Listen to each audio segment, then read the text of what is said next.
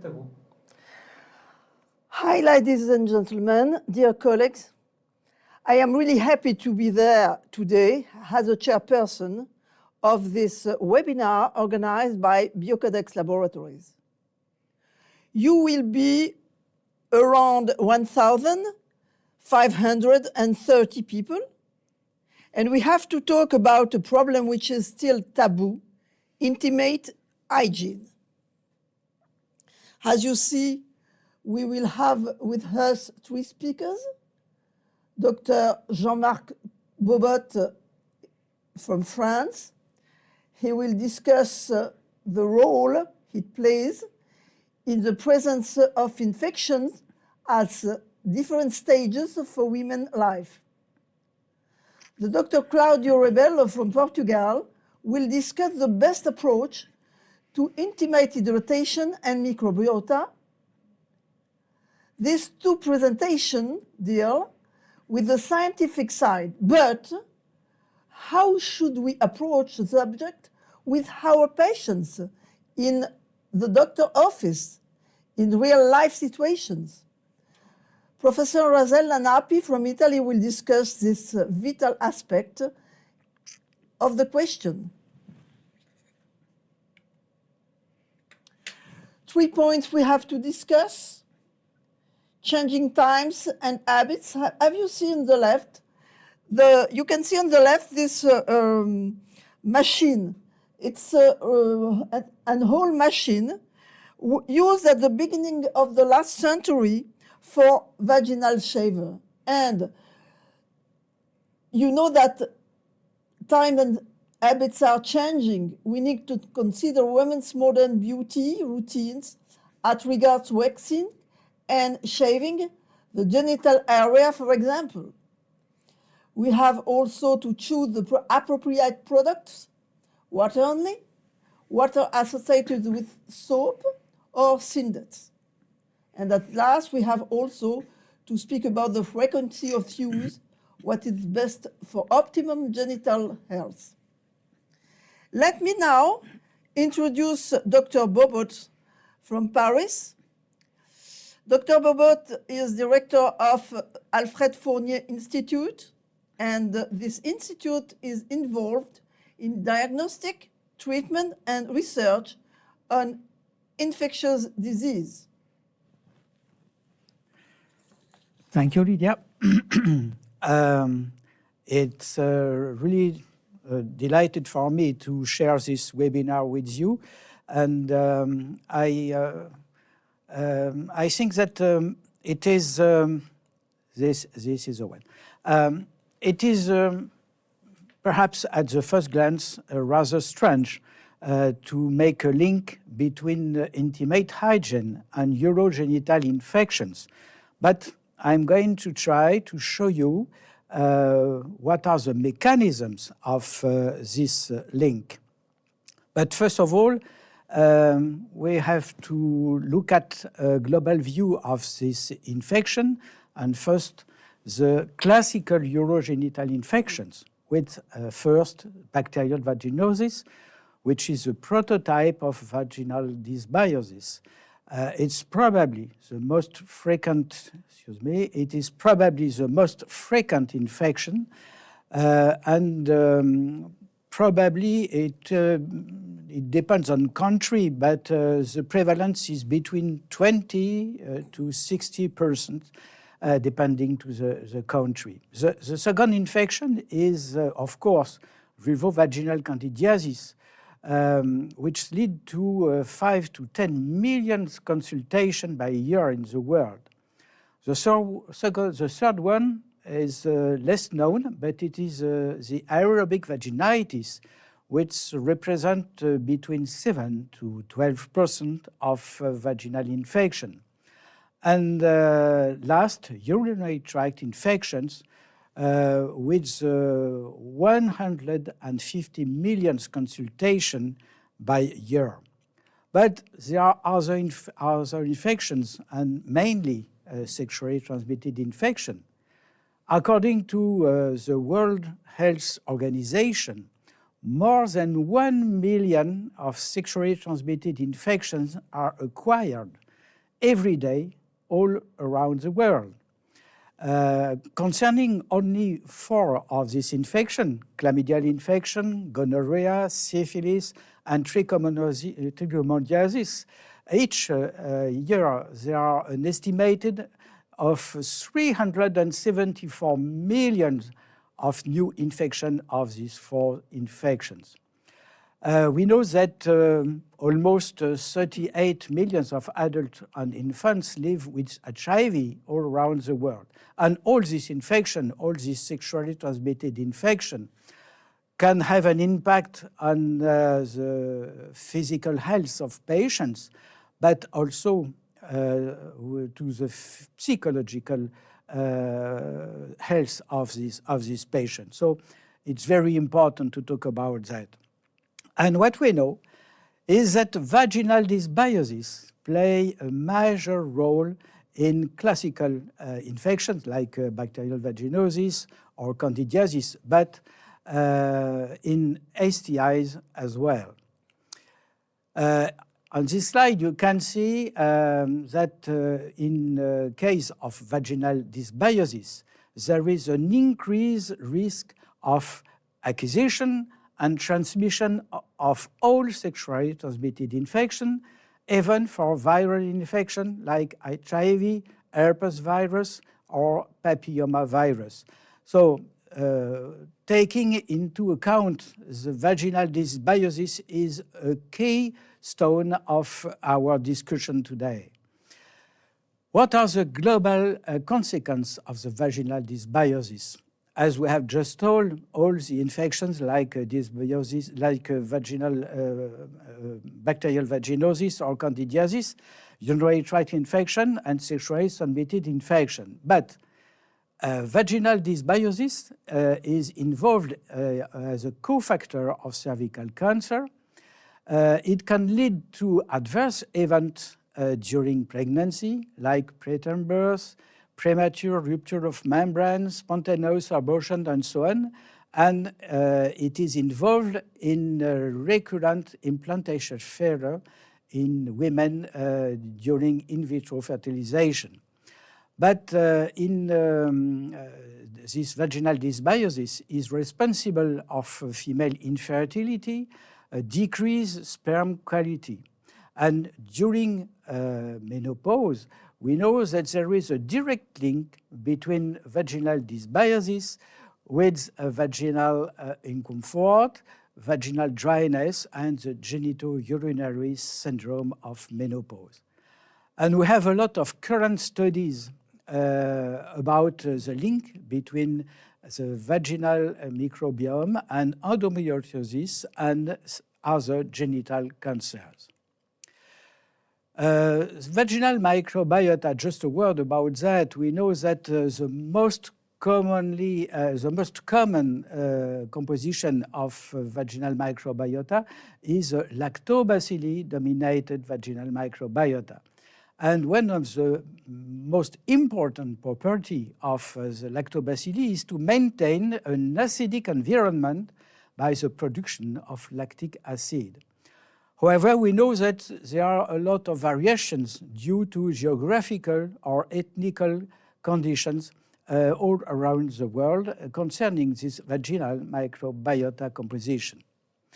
Another point is that the vagina contains a lot of bacteria. It is very rich, but it's less diverse than the gut microbiota, for example. One of the characteristics of lactobacilli is to form a protective biofilm, which adhere on the surface of the vaginal wall and prevent the adhesion, the attachment of other microorganisms like bacteria, like fungi on the vaginal wall. It is a spatial competition for the attachment of microorganisms.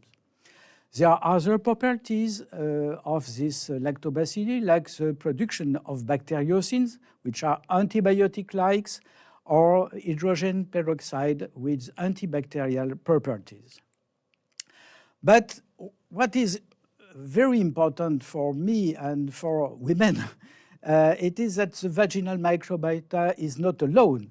This microbiota is a connected microbiota. It is connected to gut, to bladder, to endometrium, to cervix, and to vulva as well. And sometimes, and as often as possible, I hope, with partner microbiota too. This is important to see the link between vaginal microbiota and vulvar microbiota, because anything which can unbalance the vulvar microbiota could have an influence on the vaginal microbiota. And here is one of the link between the vulvar health and the vaginal dysbiosis. So vaginal health is very important, and as intimate hygiene is an important component of vulvar health, it's important for us to understand what are the anatomical and physiological specificity of this area to determine what is the best product of intimate hygiene. So the three pillars of the vulvar health are hydration, microbiota, and pH. So let's go with the hydration of the vulva area. This hydration is due in part to the histological configuration of the vulva area.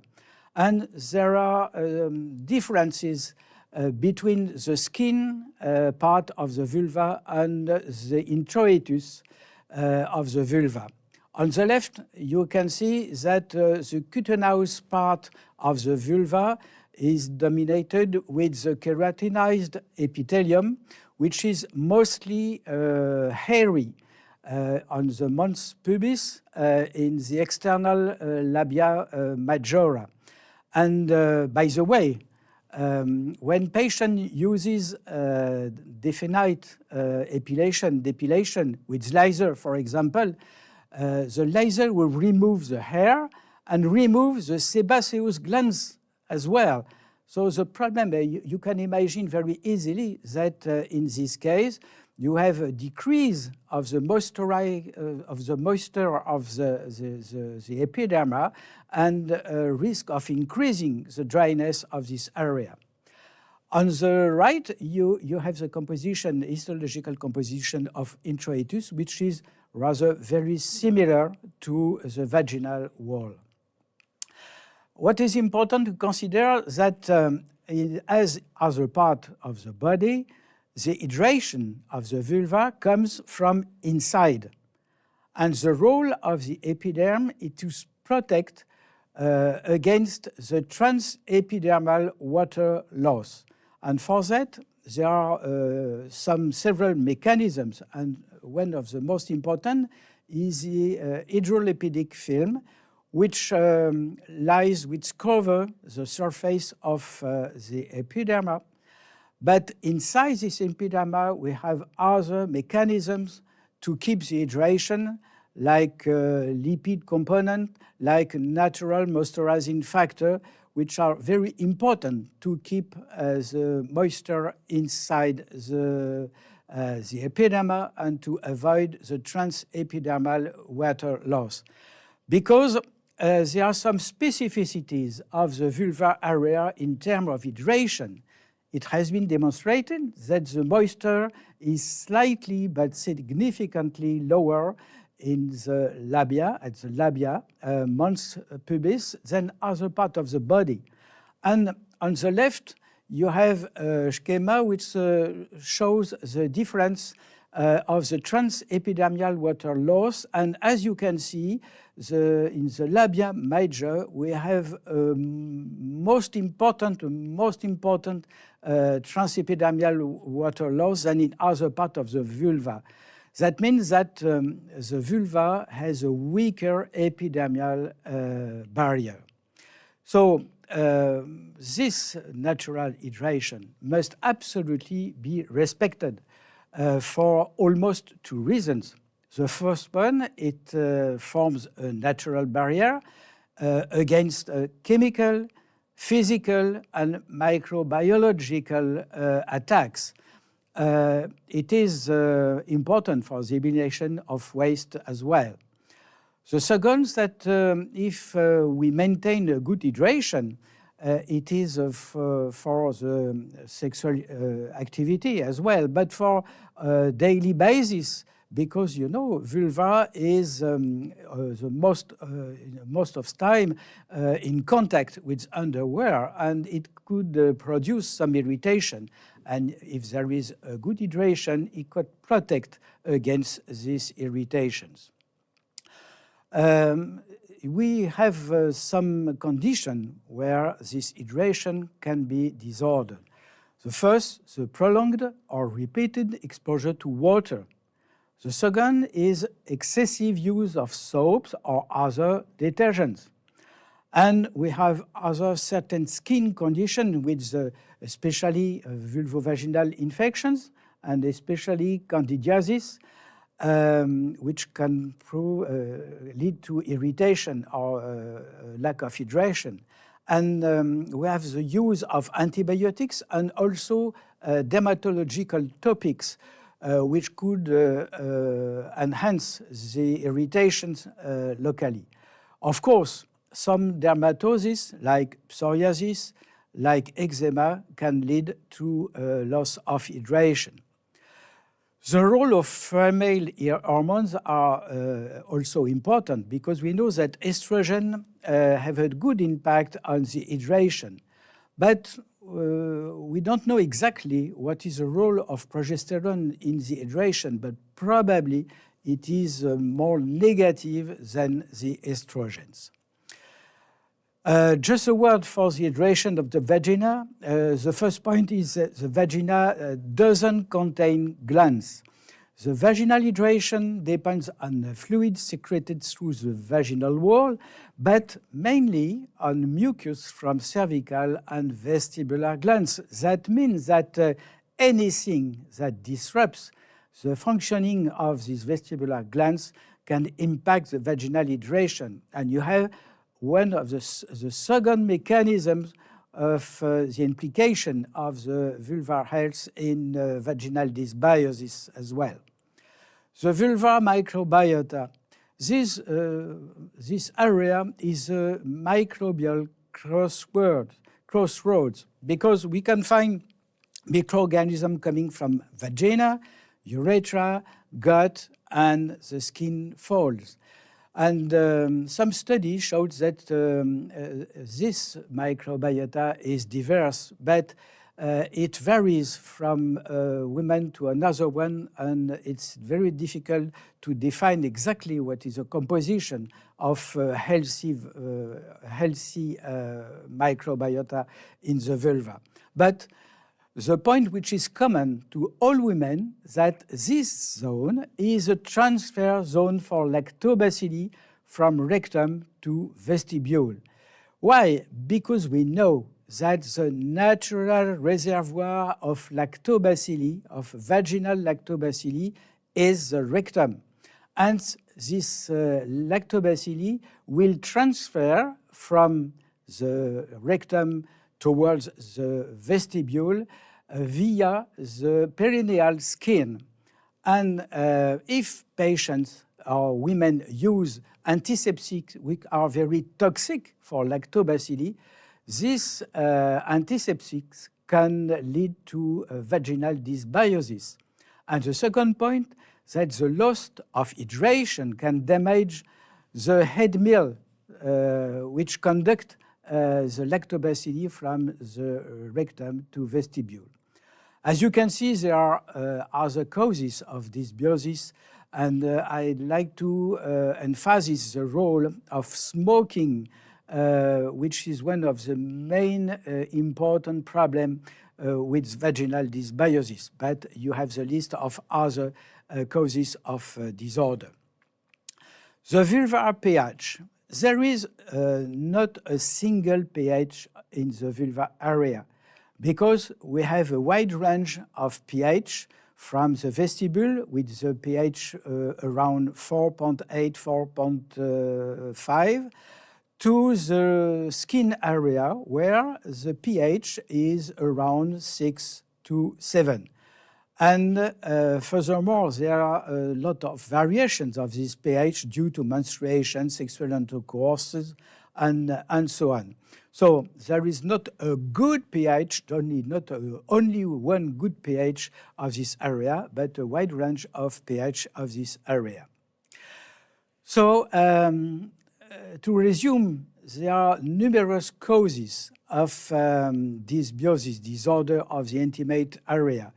First of all, physiological causes like menstruation, pregnancy, breastfeeding, menopause, the use of medicines, and especially antibiotics, and behavioral conditions like smoking, chronic stress, depilation, and especially laser depilation, as I told you before, sexual activity, and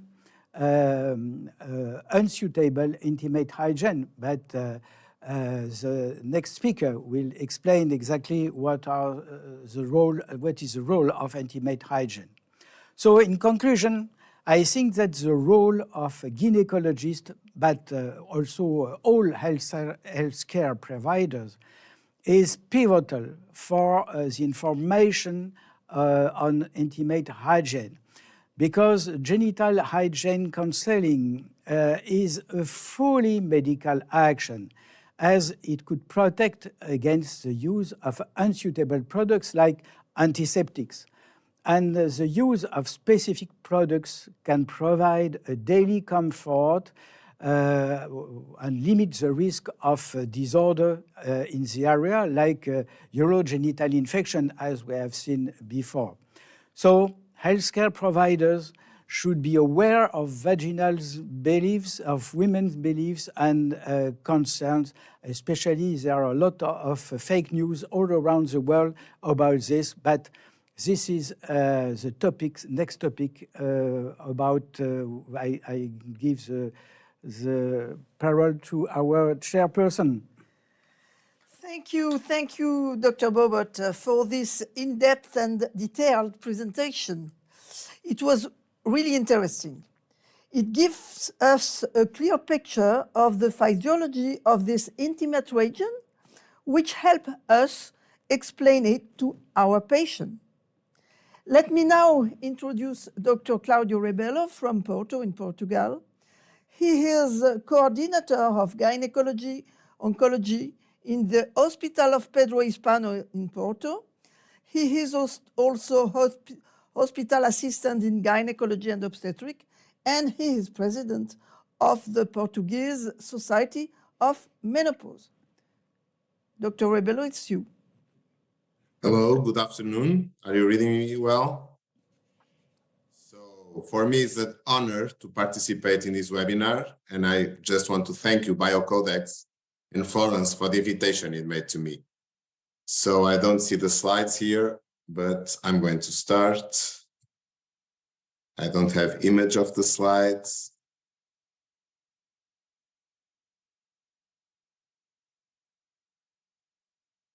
Yes, now we are starting. So my topic is, is there any solution that's the most favorable for intimate hydration and microbiota? As Professor Jean-Marc said, that's the two major things that we have to think about. When we talk about intimate hygiene, we are talking about something that has 120, 130 years of history. I can say here, this is some Portuguese literature I found in the internet about the importance of having private hygiene, and so forgetting public hygiene and do it at home, and the importance of private hygiene. And also, since the beginning, it was important to do the intimate hygiene. And so this newspaper ad was talking about soap, pills, vaginal ovules. They're also important to start to doing your hygiene, and it has more than 100 years old. It goes with the investment on self-image, the investment on self-ideas, and so it was important for individual affirmation in an era of liberalism and imperialism. And why does it happen that in women it's so important? Because then you have menstrual flow. and menstrual flow marked all the difference in the hygiene process in women. We had a lot of taboos, a lot of bad ideas with menstrual flow. And so we had sayings with 100 years that something like menstrual flow was important for the working women and girls, and the girls who were daughters of workers, because as they began menstruating, it was their social affirmation. And so even menses was important for social affirmation of women 100 years ago. But business, as always, when we talk about business, we talk about the industry. And so here I put on this slide an ad that's almost 100 years about the importance of intimate hygiene. And nowadays, with the same brand, Sagrotan, a French brand, you have all these products there. So it was important, and it was business as always. And why? Because women are the main shifters. Women are the ones that create the moves, create all the things that you need when we talk about changing public view and about changing public ideas. This is a slide that talks about September 2000, so 22 years ago, and about a small episode of the series, the Hollywood series Sex and the City, and how it was important for dermatologists, American ones, to say, no, the Brazilian wax was a game changer. It rid the American world of lice. And you have the dialogue there. And so we can put something like 20 years ago, it was what happened in Portugal also, that people would look at the vulva and they'll do the Brazilian waxing, so the complete epilation of the vulva. And why this changes? Because vulva is not the vagina. As Professor Mark Balboa was saying, we have different skin, we have non-keratinized vulvar vestibular mucosa, we have all the glands, sweat glands, sebaceous glands, hair follicles. In the vagina, you don't have anything like that. In the vagina, it's important for you to think about pH, it's important for you to think about microbiota, but it's not important for you to think about intimate hygiene of the vagina. You should not do intimate hygiene of the vagina because you don't need to do that. You need to do intimate hygiene only on the vulva. There are the glands, there are the conspurcation from the gut, there is the conspurcation from the urethra, but they all come to the vulva. And so this is why the microflora of the vulva is really on the crossroad between everything, between bladder, urethra, vagina, and the gut. And so this vulvar non-keratinized skin has an occluded, humid environment with areas of friction like the inguinal folds, higher bacterial loads, and a high abundance of Corynebacteria. And why is this important? Yes, because we are talking about microbiome a lot, gut microbiome, fecal transplants. We talk about vagina microbiome and about vulva microbiome. Well, this is a bit an unknown. From a review, I went to PubMed for the last 5 years, and you can find 1,600 studies published on vaginal microbiome. But when you look to vulva, you have 30 studies of vulva microbiome on the last 5 years, and one systematic review that I'm going to present. So yes, we know vaginal microbiota. We know the 5 community states that are defined. Community state 1 with a lot of Lactobacillus crispatus, a stable state, a good state with lots of Lactobacillus. Community states 2 with Lactobacillus gasseri, and even a community states 3 with Lactobacillus iners. It's a bit more unstable, but it's still eubiotic. It's still eubiosis. When we enter community state 4, we have a lower proportions of Lactobacillus, we have a higher proportions of anaerobiotics, and so we're starting to have dysbiosis. And as Mark said, this is the most important shift. We have to understand that you have vaginal eubiosis, and when you start having dysbiosis, it is a factor of risk for lots of pathologies, even premature labor, infertility, even pathologies that really take care of bad quality of life for women. And when we talk about vagina, it's very variable. You can have lots of healthy women with lower counts of lactobacillus because they're replaced by other lactic acid producing bacteria, Dactylopobium vaginalis, the Megasphaera, the Leptospira.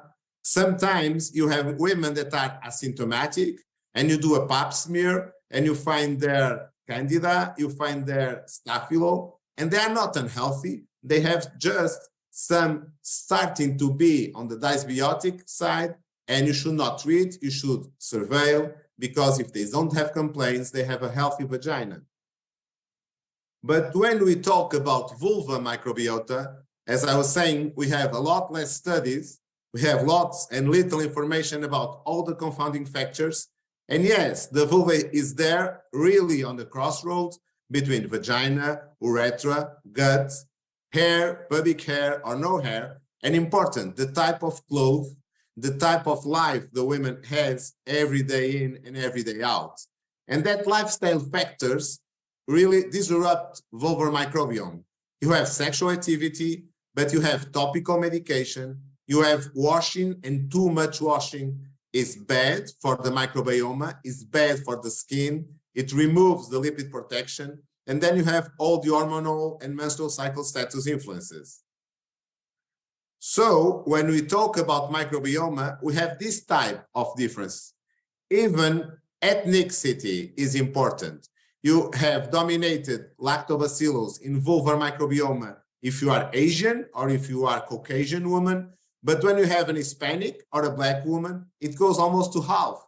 59, 61% are dominated by lactobacillus. So these differences are important, and some of them are attributed to the different hygiene practices of the vulva. And when we talk about human vulvar microbiome, this systematic review was really published precisely 1 year ago. It is from the 12th of December 2021. And as you can see, it's really a crossroad.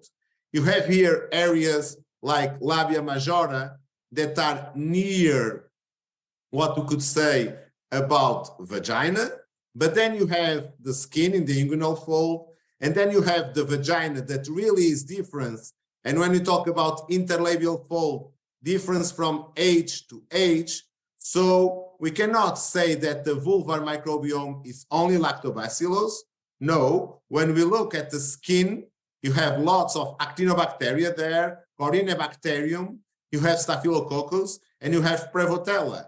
So all this is for us to know that the microbiome of the vulva is so diverse. And when you talk about 1 to 2 centimeters range, everything changes. So the most important thing is not to destroy this equilibrium, is not to destroy the treadmill that brings lactobacillus from the gut to the vagina, is not to destroy all this really nice picture where we see different species, different bacteria, but they coexist for a healthy skin and a healthy human vulvar microbiome. And the vulvar hygiene, how can you do it? Well, I found on the internet only 3 guidelines, a Brazilian one, yes. The Brazilians are always on top of vulva and vaginal practice. So we have a Brazilian guideline from Febrasco from 2009, and then one guideline from the Royal College of the UK from 2011, sorry, and another review, another guideline for 2014. But they are really guidelines that are more for the countries. It's not an European guideline. It's not a major global guideline. And we talk about always the same thing. 2 times a day, intimate hygiene with the correct products.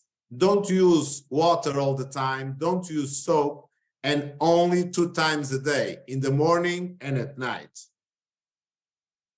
So what we have as a don't do in all the guidelines. You don't do vaginal douches. It's not vaginal hygiene, it's vulvar.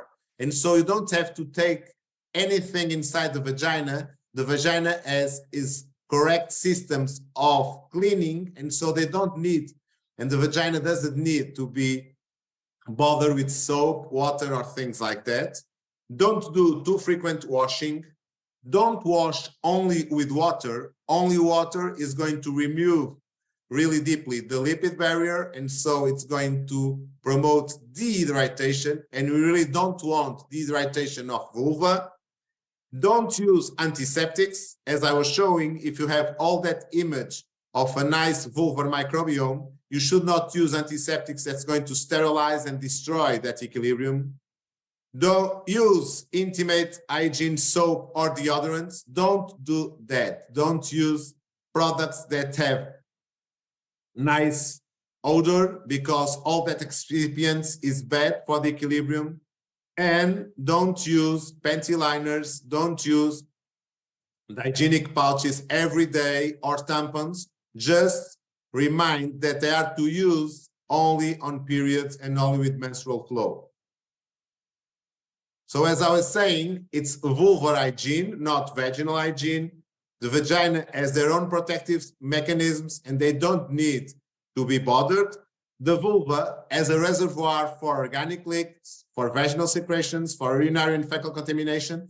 That's the place where you should do the intimate hygiene. And that's important for you to tell your patients. It's vulvar hygiene, it's not vaginal hygiene.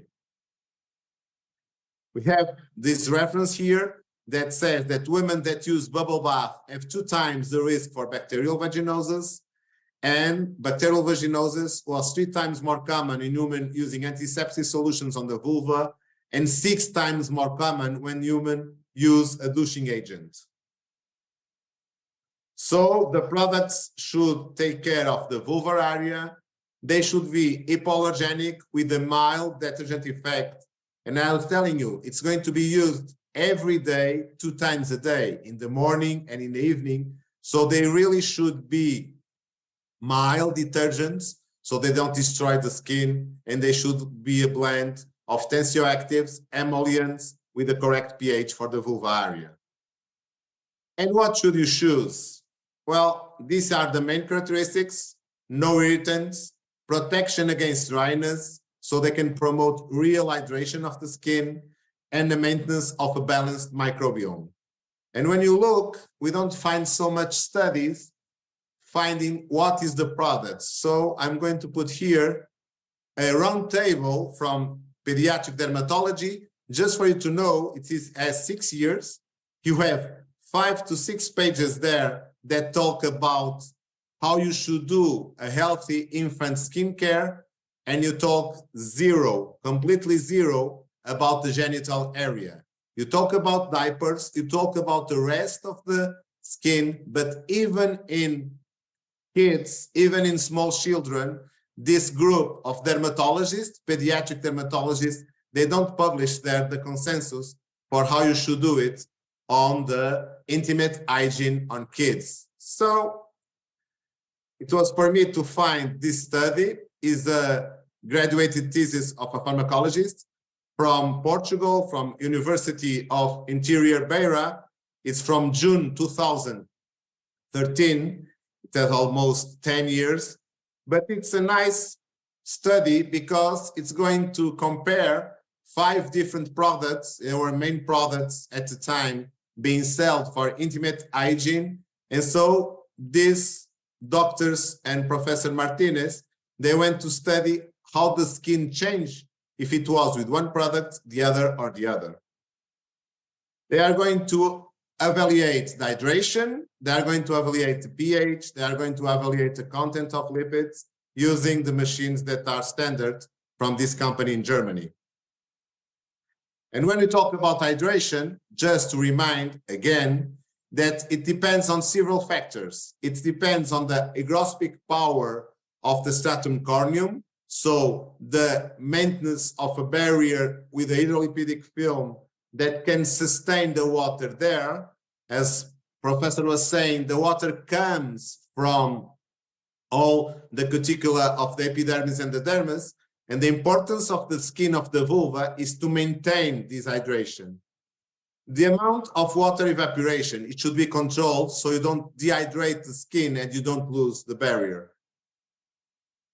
The pH is a slightly acidic pH from 4.5 to 5.5, but as we already know, there are some areas of the vulva where the pH can go to 6 or even 7, and it's important for you not to load too much the pH, because if you load too much the pH, if you go to a pH of 3.5 or even 4, you are going to unbalance the vulvar microbiome. And then the lipids. They are essential in water retention. You have hydration there, but you need the lipid barrier, you need the right content of lipids, so the water retention in stratum corneum stays there, and all the itching, all the symptoms that some patients have really don't appear because they have the lipid barrier intact. So this study, it studied 30 women, 18 to 50 years old, with no allergies, no other medication, some of them with a contraceptive pill, and no pregnant or lactating women. Here, for regulatory reasons, I cannot show you the name of the products. Maybe you can guess it, but you have 5 different products, and they are here divided by the type of tensioactives. So we have SAF, Gincan, and Germ. We have So something, and we have Lacta something. And these are the 5 hygiene products that were studied. And this is the definitions that the authors put for each of the study products. So Safrel was suitable for the aging of sensitive and delicate skins. He had a soothing effect. He had a pH of 7.4. Gino something had a pH of 7.8. Germ had a pH of almost 5. And then in the other tensioactives, the amphoteric, Sojela had a low pH of 3.7. And in the amphoteric anionic tensioactive, you had Lacta that had a pH of 4.6.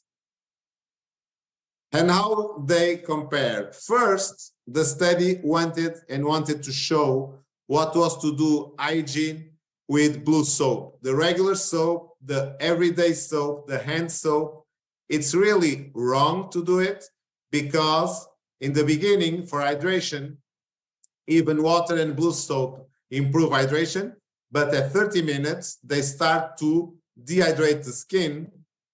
When we talk about pH with blue soap, it's really bad, because blue soap, it's alkaline, and so it really puts the pH up, and you are going to have a vulva that's going to be on 6, 7 points of pH, and it's going to stay there. It's going to stay sometimes 2, 3 to 4 hours. It takes too long for the skin that has hydration destroyed, but that's pH going up with the blue soap to recover to physiological pH values.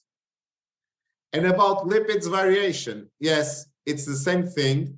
Blue soap is the most detergent one of the skin, and when compared even with ethanol, it's going to take the skin 2 hours to recover from all the destruction of the hydrolipidic film that the soap can make. So when you compare it with the other products I was talking about, all products improve hydration in the first 5-10 minutes, but then only SAF hydrates at 30 and 60 minutes. Blue soap, as is the most detergent of the hydrolipidic film, really dehydrates the skin. And when you talk about pH variation, there you have at the red line blue soap, and all the products change the pH. Lact is the one that puts most acidic, but at 1 hour, all skins are on the physiological pH. So it's important for us to know that even when the industry talks about pH, vulva pH is different. We need a vulva pH that's comfort. We need a product that's not going to interfere too much with the pH, but we also need to know that in 1 hour time, you can use the product that you want for intimate hygiene, that the pH is going to return to physiological levels. You should not use the blue soap. You should not use soap, because when you use soap, it will take more than 1 hour to recover from pH of 6, 6.5, and sometimes 7. And when you talk about lipids variation, all the products change the hydrophilic film of the skin, but as you can see, there really is minor changes, and at 1 hour, 1 hour and a half, 80 minutes, all the products the recovery of the lipidic film is there, but when you use blue soap, the skin needs almost 2 hours to recover. So talking about this product, this SAF here, as I was telling you, it's the one that actively hydrates skin and maintains hydration for 2 hours. And when it's compared with blue soap, you can see here the difference at 0 time, 30 minutes, and 60 minutes time, that you should not really use soap when you have better products for hydration of the skin. pH variation, we have here what already said you with blue soap when compared with SAF or water. And as you can notice, at 1 hour past using SAF, you have half a point of the increase of the skin pH. So it's not statistically significant for this change. But with blue soap, yes, it still maintains higher and higher pH. So as conclusions, you should not use blue soap. It really interferes with the pH parameter and maintains that alteration for a long time, 1 hour, 2 hours, even 4 hour time. For the lipid barrier, blue soap has the most detergent action when compared to the other products. It removes completely the lipidic layer and promotes late dehydration, because without that barrier there, without the stratum corneum barrier, you are going to have water evaporation and you are going to have nocive dehydration. Blue soap, giving its strong alkalinity and its lipid depleting power, is certainly the wrong product. So one thing you can be sure, you should not allow your patients to use soap, to use regular soap for the intimate hygiene, because it's the wrong product for that area. And when we talk about the other products, they have similar behavior when we talk about the pH parameter.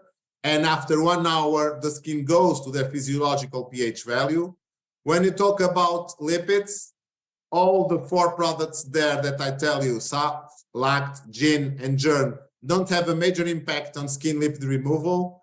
We have SOF that has a more pronounced lipidizing action.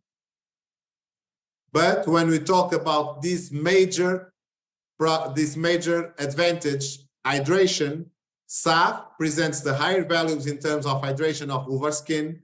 SAF has minimal hydration reduction even in labia majora of all the products. When you compare SAF with Lacta, it has a difference of minus 6.3% against minus 23.7% on that group. The higher hydration reduction in Lacta group is due to the sodium lauryl sulfite. The anionic surfactants are more irritating, causing alterations in stratocorneum and making it more vulnerable to injury or trauma. So when we talk about conclusions for SAFO, it maintains the skin hydrated for plus 2 hours. It restores or maintains the right water content and skin elasticity in the sternogenitalia. It has relevant hydrating and emollient activity. And this is because we have natural extracts there, burdock, lavender oil. And so it really works as a nice product for the regular, everyday, 2 times a day, intimate hygiene products. And that's important, plant extracts. I'm going to show you here 2 references. One of a study of 2008 that asked 2,641 women to use WARF products containing natural plant extracts for 4 weeks, and a positive effect was reached at the end of a month. And here it's another study. It's one of the only one that I find as a randomized double-blinded control trial. It was going to compare Soja something with Lacta something. It chose 40 women. It's a 2020 study, and it was based on these double-blind control results after 30 days of use of each product twice daily. Both products were good. They have high safety, high tolerability, but the product with natural extracts, the Soja product, showed better efficacy and tolerance than Lacta on some parameters. The CIS product had less dehydration and better sebum content in labia minora. And so from 2000 to 2022, everything changes. We still learn at the faculty that soaps could be used for intimate hygiene. Now we know they are not recommended for intimate hygiene. And now we have women that make full depilation of the genital area, even with lasers. We have bigger and bigger portfolios of products to take care of intimate hygiene, vaginal hydration, vulval hydration, antiseptics. But we also have lasers for vulvar despigmentation and rejuvenation. Women are looking at the genital area as another arousal point, and so it's different even for sexual practice. And then we have aesthetic medicine looking to genital area, and we have the fillers, hyaluronic acid fillers, and remodeling of the vulva for hydration and for pleasure. So if everything changes, we have to understand that our patients change, and they are now the patients that want to have info about vulvar intimate hygiene. And again, it's vulvar, not vaginal hygiene. It's regular. It's not when they have infections. No, it's to do nice every day, 2 times a day, vulvar intimate hygiene, so they don't have vaginal dysbiosis, so they don't have bacterial vaginosis, so they don't have the vaginal infections. If they take care correctly of the vulva, they are going to prevent a lot of symptoms, vulvar ones, basalto-vaginal, and even urinary tract infections and repeated urinary tract infections. That's the importance of skin hydration to maintain the statin-corneal barrier. The better understanding of this vulvar microbiome, a really crossroads of a multiplicity of microorganisms. You have lactobacillus there, you have Corynebacterium there, but you also have lacto, Corynum, along with Staphylo aureus, along with Prevotella, and the importance of more studies, more evidence-based, more randomized trials with different products, so we can update really globally our guidelines, and who knows, European guidelines, or health organization all around the world, so we can have really nice data to sell and to tell our patients. This is 2 pictures, 1 picture of a pharmacy in Porto, and I just put them there. So if you have all of this, it's a lot of the confusion. It's better for you to stick with a product that really has nice hydration properties, that really respects, and it's well tolerated for everyday practice. Thank you. Thank you, Dr. Rebelo. It is now clear that there is a much greater understanding of this subject. But, as you told us, many products are available on the market, which is really confusing for our patients. You told us that more studies are needed for a better understanding of the vulvar microbiome. And scientific societies have to make professional guidelines available for the health workers. You told us which product for which patient. Let me now introduce the Professor Rosella Nappi from Pavia, Italy. She has been involved for many years now in women's health and their quality of life, not only in her own country, but also all around the world. She is professor of gynecology and obstetrics of Pavia University. She is a board member of ISGE, International Society of Gynecology and Endocrinology. And last but not least, she is president-elect of IMS, International Menopausal Society.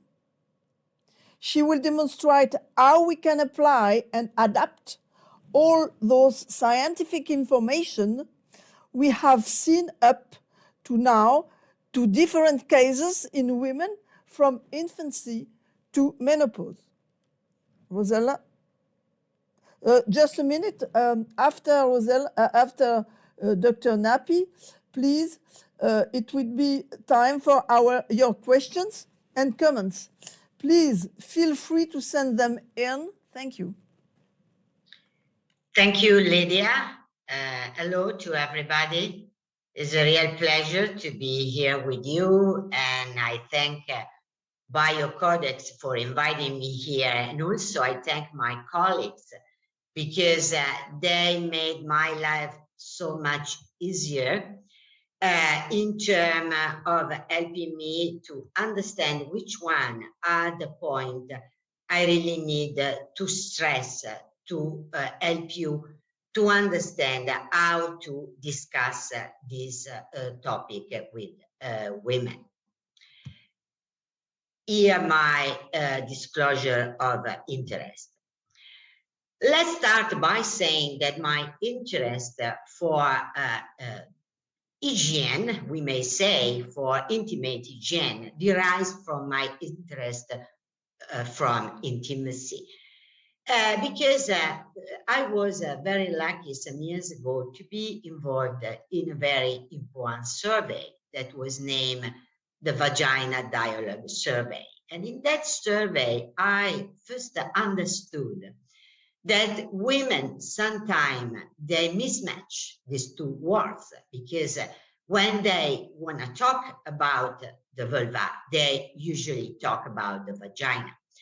And also what I learned is that these two organs are very difficult to be talked about because they are considered not only intimate, but really private. They have something to do with both dimension of our sex and reproductive life, that is pleasure and pain. We have the pain with sexual intercourse, sometimes we have the pain with delivery. We have also pleasure, but it's so difficult sometimes to talk to pleasure when you talk to your doctors, because usually we believe we have to talk about diseases and not just about how we feel in our daily life. When we consider the different aspects of what women know about the vagina, what I was very surprised is that only half of the sample, this was a huge sample across the world, they were feeling anyway comfortable about to talk intimacy. And a quarter of women, they are not, and another quarter, they really never think about that is something you should discuss unless you have a significant disorder. So at the end of the day, in this survey, a lot of women, they were very keen to have an open dialogue about the vagina. They consider very important to make education about the vagina. But keep in mind that we use the word vagina, but we mean also the word vulva. And this is important to counteract, to help not only genital health and urogenital health, as Mark and Claudio told us, but also to counteract society's misconception and taboo, and to improve the sense of femininity. We have heard how nowadays the genitals are important in terms of self-esteem and also sexual relationship. However, even though women, they have few inhibition to talk about the genital organ, when we have to discuss in the public arena, including the medical setting, there is still a significant discomfort and even shame attached to discuss intimate topic. And for this reason, I believe that talking intimate hygiene is an opportunity, in our office to create and increase awareness, to educate our patient how the vulva, and not just the vagina, changes across the lifespan of women. And we really need to increase the knowledge, because in the meantime, I was listening to Claudio. I really realized that women, they wash the vulva sometimes like they want to remove something that is dirty, and they want to really restore the idea they have in their hands of what is clean, and they do not understand that they really need to respect the tissue instead. So women of any age, I have to tell you, they can benefit from an open discussion and to try to avoid misconception and wrong practices. And even we have to talk to mother in order to improve the genital health of their kids, and also to teach to their kids to consider this organ as any other organ in your own body, like your hands, like your face, and this will break the taboo. It's important to break the taboo. I have to tell you this, because when we look at the data we have in the literature, and this is a study that was published by a very famous company that is producing sanitary pads, and they analyzed what they have done over the years in terms of evolution of communicating the benefits about intimate hygiene in terms not only of dryness and protection, but also to make people understand that you can improve the comfort and you can improve skin health. And with this, at the end of the day, you will improve well-being and quality of life. You may easily understand that women, they really feel better when they realize that you can use a device for the vulva, not only for the protection from the blood, the menstrual blood, but also to improve yourself. And this is crucial, because if we look at what we have in a very nice survey that was very recently published, you see that self-care routine is very variable across the world, and therefore we have to consider the cultural issue. And women, they are learning in some countries more than in others that intimate care daily is relevant. I was very pleased to see that Italian women, they consider intimate care very much. But you see, this make the pair is impaired with the fact that we do not shower so much every day, but probably this is good, because if we use soap to clean the genital, this is not good. This is what we have learned. So we have always to keep in mind that even when we shower, we really need to use an intimate, a product for intimate hygiene.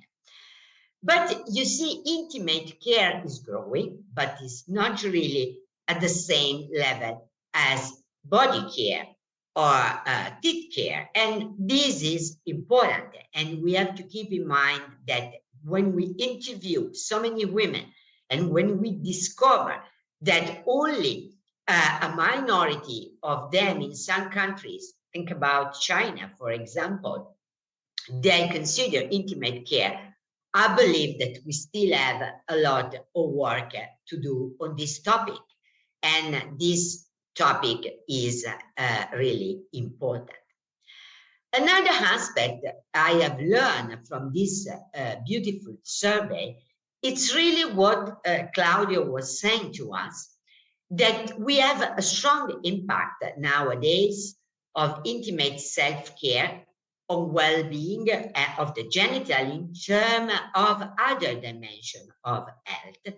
For example, feeling attractive, feeling confident, and feeling also in good health in general. But as we should consider most having satisfying sex life.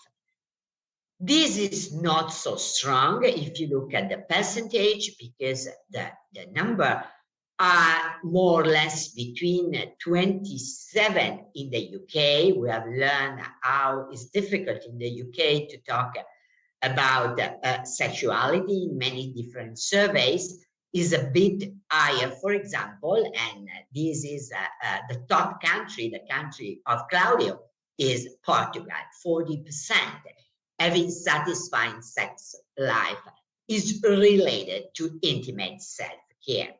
So we have some improvement to do about this.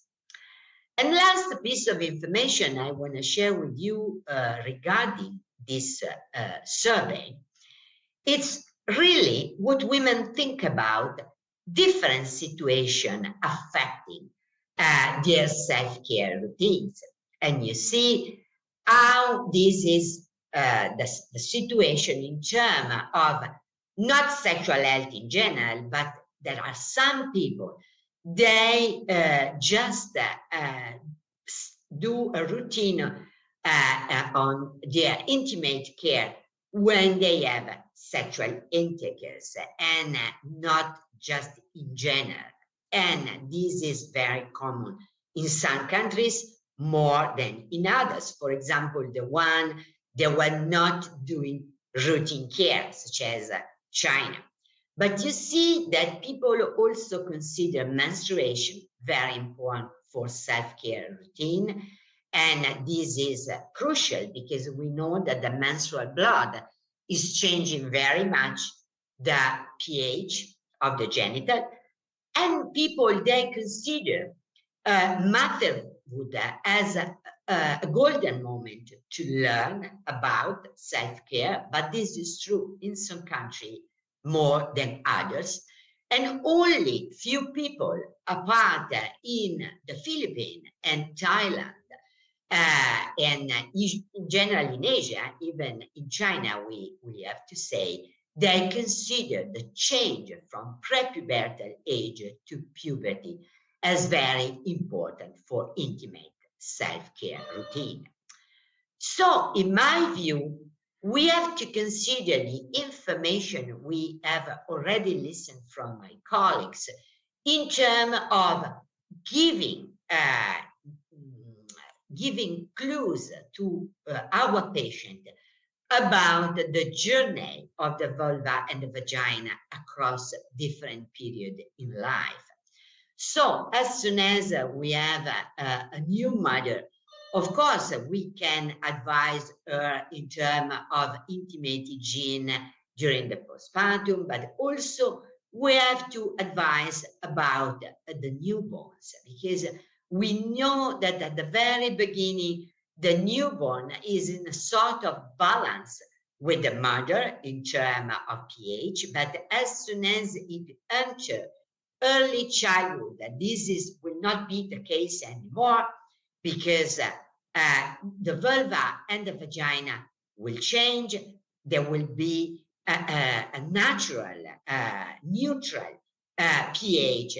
And so we really need to advise about the right product for the right pH, keeping in mind what Professor Bobot told us, that there is a strong balance and contamination every single moment between the vagina and the vulva. And of course, we really need to advise women during the pubertal age and reproductive years that we really need to respect the acidic environment of the vagina, the less acidic environment of the vulva. The vulva is a skin, so it requires so many different consideration in terms of what we have heard so well, lipid, hydration, etc. And therefore, to spend one moment, I will show you in a minute in the clinical case about intimate hygiene, will be important to prevent many conditions, especially conditions that have something to do with painful sexual intercourse in women of any age, but in particular in women during the post-menopause, because we know that at the time of menopause, there is still a change. Women, they go a little bit back to their prepubertal age. They lose the normal acidity of the vagina, but most importantly, they see significant change in the trophism of the genital. And this will have an impact on hydration and lipid content and water content. And this is so crucial to protect from genitourinary syndrome of menopause we see so frequently in our daily practice. So at the end of the day, the journey we have seen with Mark and Claudio of the vulva pH will follow really the different steps in women's life, and we have to learn to talk differently according women they are premenarche, women they are in the reproductive age, and women they are in menopause. Keeping in mind that we have much more studied the vagina during the menopausal years and less studied the vulva. Now we are starting understanding more about the microbiota, for example, in women during the different steps in their life, but we still have to understand a lot about how women feel about keeping the right intimate hygiene during the menopause. I really realized during my practice that women, they consider so much the vagina, but less the vulva. And importantly, women, they do not understand that mismatch that Mark was alluding to, and even Claudio. And so anytime we have women, they have specific condition. Think about smoking, as Mark said. We have really to adapt according to the different age, the information we have to deliver to our patient. And the same is true for pregnancy. And of course, this is true when you have some kind of infection. But even when we are healthy, as Claudio said, we have to consider that so many factors, they are contributing to the health of the vulva. And therefore, when we consider the topic of vulvovaginal atrophy, and we are having a monocular view, and we consider only the vagina, we do a mistake. For sure, however, my dear friend, in the office, the symptom of dryness is something that women understand. They understand inside the vagina, of course, when they have sexual intercourse, and they understand outside the vagina when they have other kind of symptomatology. Not only dyspareunia, but also burning, itching, and other kind of symptoms. It's very important, for example, to collect the pH. In the vagina is less important. We'll learn to collect the pH at the skin level, but probably we should learn more about the vulvar pH. And there are data now, they are trying to investigate this issue. You will see in the literature we are producing some data in conjunction of GSM with genital pH and not only vaginal pH. But for sure, observing the tissue, even in the outside, pallor, petechiae, not only in the vagina, the rugae we are used to consider when we deal with postmenopausal women, but also the urogenital sinus, so the clitoris, the labia majora, minora, and the urotrial meatus, etc. We can have the chance to discuss intimate hygiene to women, to learn better about the different districts, not only the vaginal one, but also the vulva. And you see here, we may use a scale to measure also vulva health. This is important, in my opinion, that we learn more, not only the vaginal atrophy as we were used. You know, there is an index that we name vaginal health index that is so common, and we may consider the pH to learn about the level of estrogenization. And nowadays, we don't have a standardization of the pH, as I told you. And so it's important to describe the different areas in terms, for example, of hydration, elasticity, and color, to try to guess if women, they are not doing the right thing for their intimate hygiene in the menopause. So to conclude and to enter with two little clinical cases, just to give you a flavor, wow, it's so important, female intimate hygiene, I'd like to tell you something, that women use a variety of intimate hygiene products as part of their daily cleansing routine. Their practice are impacted by many factors, including, keep in mind what I name the personomic.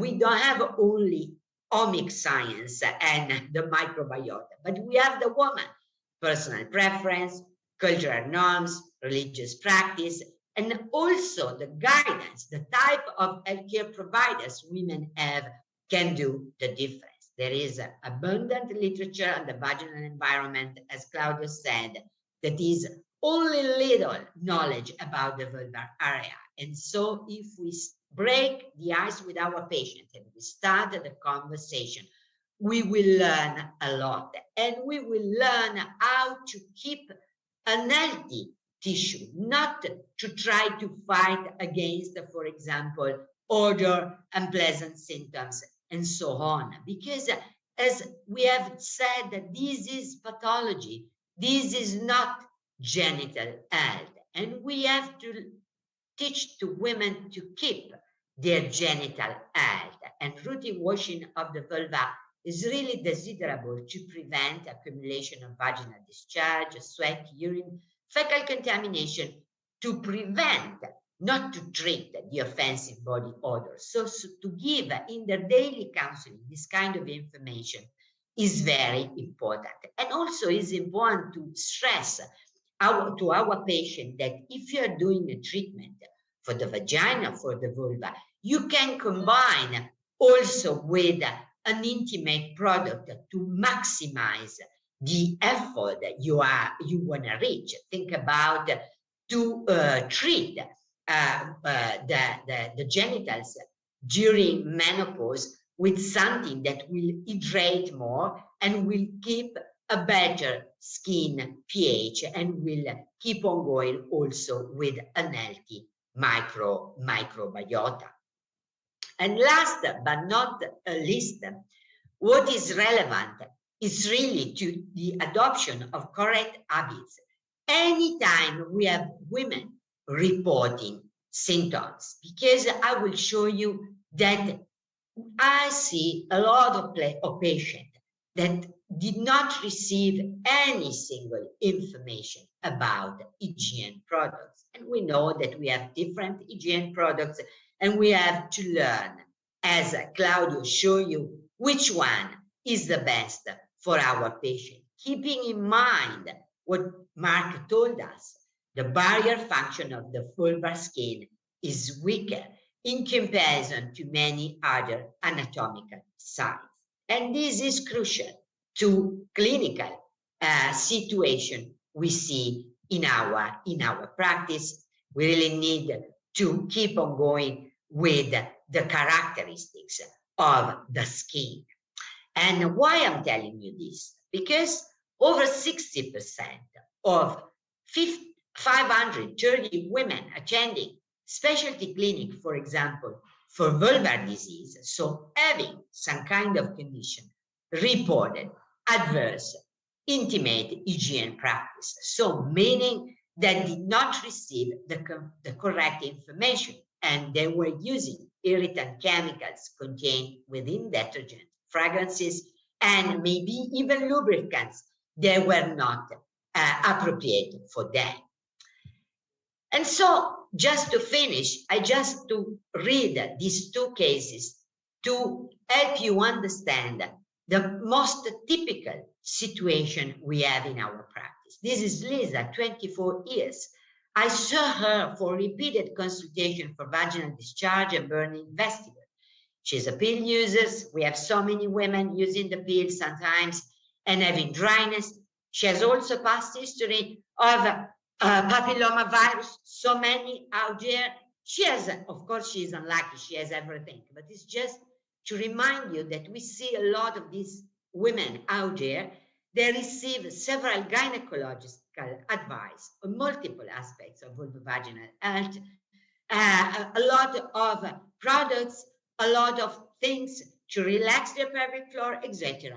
And this woman never received a question on what product you use for intimacy. She's a patient with sexual pain, tampon use pain, obsessed, also a very difficult patient. Sometimes we see in the practice they have horrible focus on their genitals. So to start a dialogue about intimacy can help us to break the ice without going into details in their sexual life, and can prevent so many misconceptions, such as, for example, considering discharge abnormal in the practice.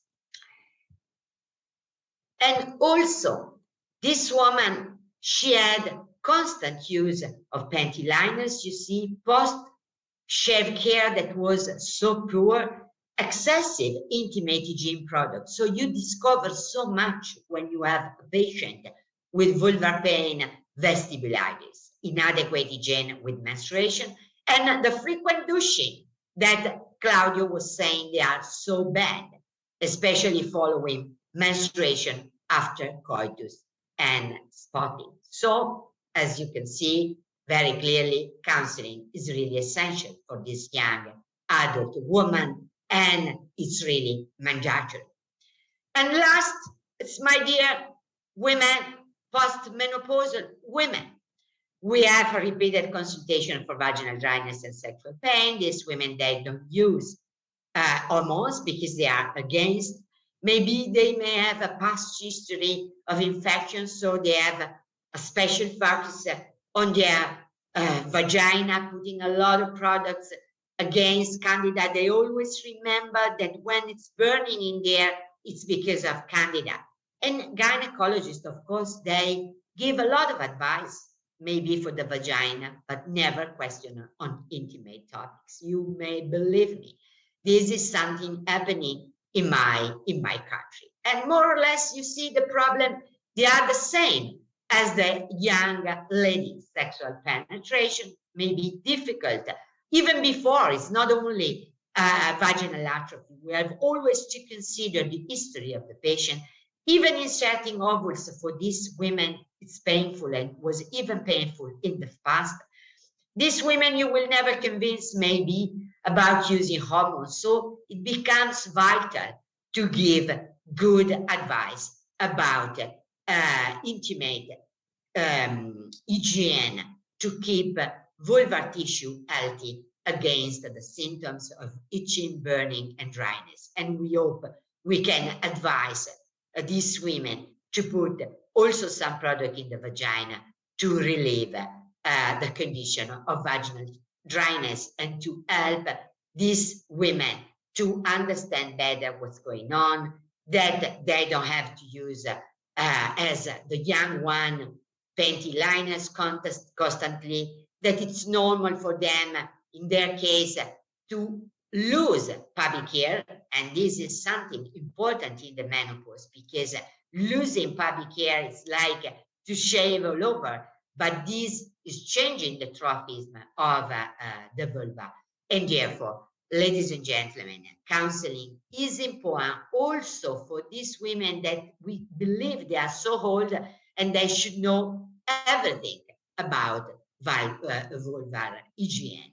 And so I believe that we had this beautiful webinar to convince everybody that healthcare providers, they have to understand the importance of vulvar skin health and hygiene products to maintain urogenital comfort in women of any age. And with this, I thank you very, very, very much for your attention.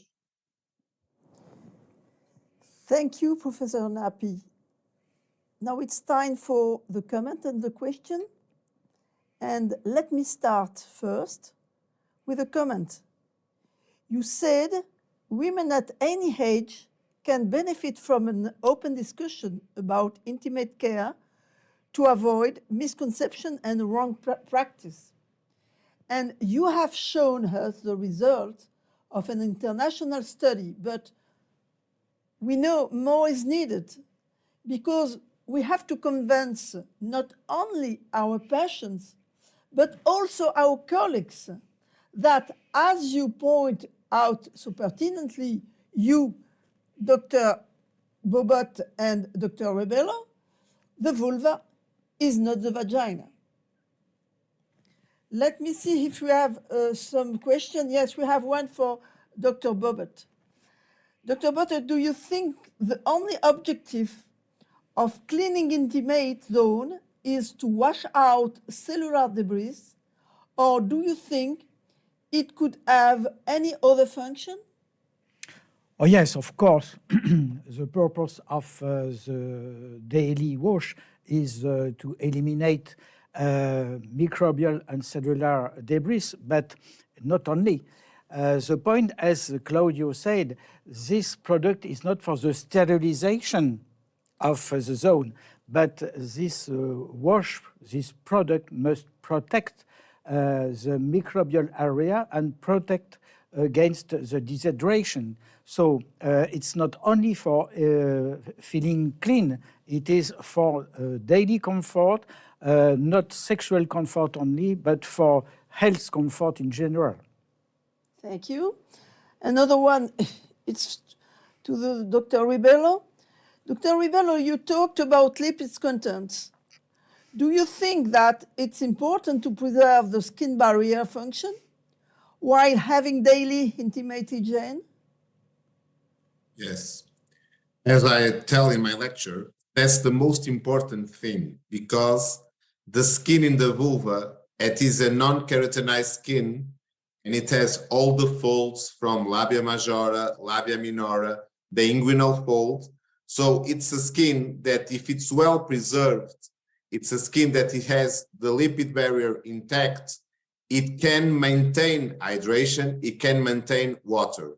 If you are going to use a product, or if you're going to wash a lot, 3 times a day, 4 times a day, you are going to destroy that barrier. And then the skin is going to lose the water it needs to maintain healthy skin and a healthy microbiome.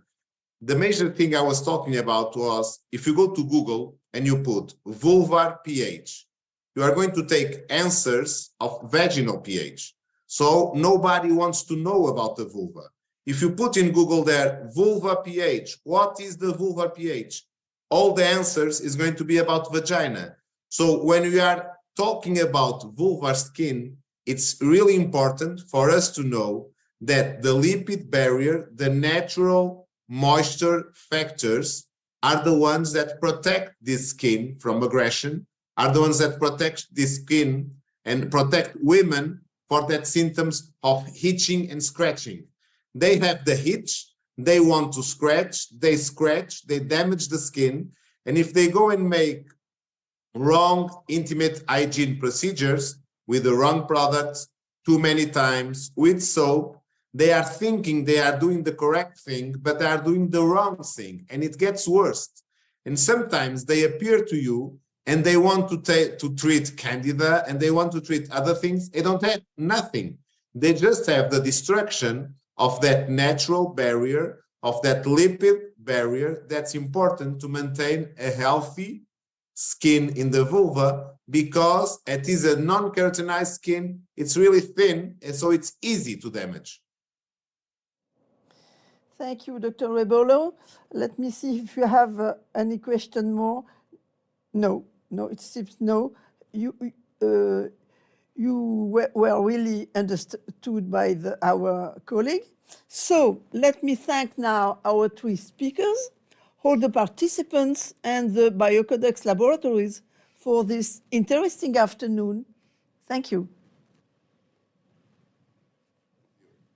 Yeah. Bye. Bye-bye. Thank This you. afternoon. Bye. A nice Christmas and a Happy New Year's. Yes, Yeah. for you Also both for me. too. Bye-bye. Bye. Bye.